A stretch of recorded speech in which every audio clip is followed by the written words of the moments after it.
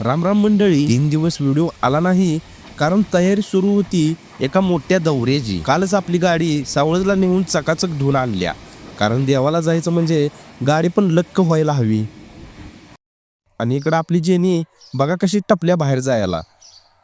ती इतकी हुशार झाल्या की स्वतःच दार उघडून बाहेर सटकली.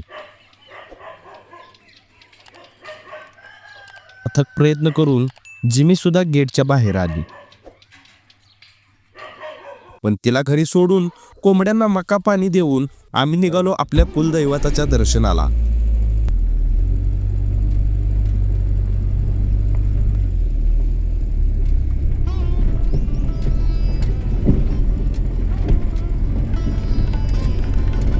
आधी आलो सावळजमध्ये आणि सावळजमध्ये तेल टाकून निघालो भिवघाटच्या दिशेने. सावळजमध्ये आल्यावरती प्रथम सिद्धेश्वर मंदिराचं बाहेरूनच दर्शन घेतलं आणि निघालो आपल्या पुढच्या प्रवासासाठी. अखेर भिवघाटमध्ये पोचलो आणि भिवघाटमधून लेफ्ट मारून एकदाच लागलो कराड पंढरपूर हायवेला. अखेर पालीच्या मुख्य कमानीतून आम्ही आत आलो. मंडळी, ज्या पालीच्या खंडोबाच्या दर्शनाला आपण आलोय त्याला दक्षिण काशी म्हणतात.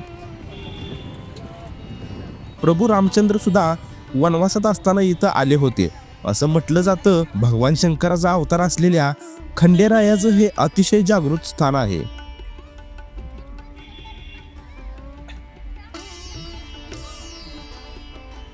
दर्शनापूर्वी परंपरेनुसार आम्ही नदीवर गेलो.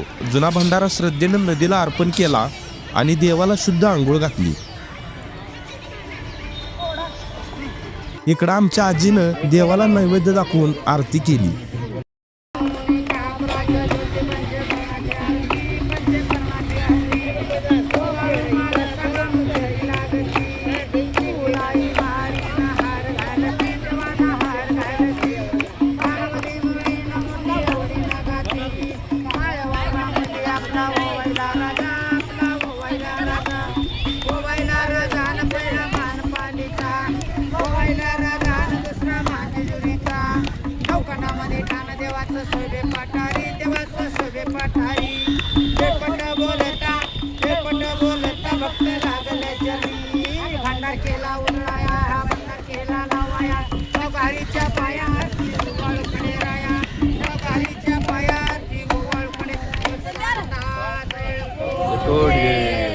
खंडोबाच्या आरती कानी पडता मन कसं एकदम प्रसन्न होऊन गेलं.